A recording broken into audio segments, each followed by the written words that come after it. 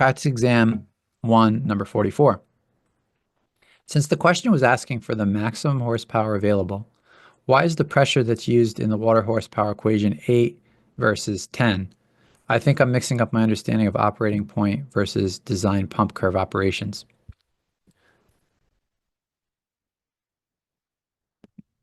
So this one was about a pump curve and a system curve, and it was two pumps operating in parallel.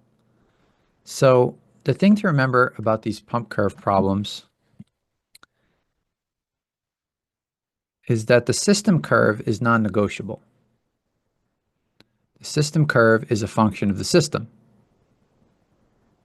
So if you're a design engineer and you show up and it's your job to pick the pumps, you have some, I mean, if it hasn't been built yet, you can't measure it, but you have some idea about what the system, what the relationship is going to be between head, delta P or head, depending how you like to think about it, and volume flow rate. It's going to have this kind of a quadratic shape, and it's not really negotiable. If it's already built, it's definitely not negotiable. You know, it's a fact of physical reality that this is a physical relationship between head and volume flow rate, which is a function of the system. That line is drawn and then it doesn't move. Now, as the design engineer, you get to pick what kind of pump you're going to use, what characteristics it's going to have, and if you're going to use multiple pumps, how those pumps are going to be configured.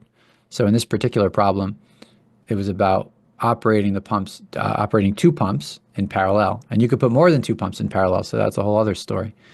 But the problem kind of started with a pump curve for a single pump, and then the knowledge that you had to bring to the problem or discern from the reference handbook was what would the pump curve look like if there were two pumps operating in parallel?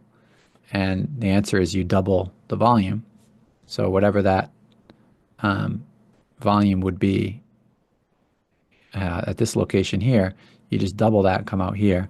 And then you kind of draw a curve. This is pretty hard to draw, but you can imagine drawing it like this. Imagine I landed on that dot.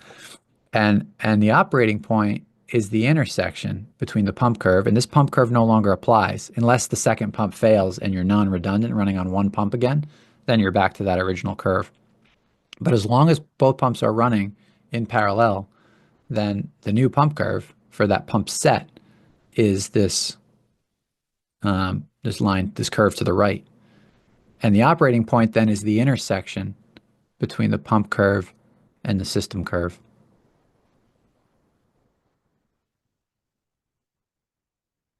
And then from there, to answer the question, we can just read off what the volume flow rate is going to be and what the head pressure is going to be based on the location of that point.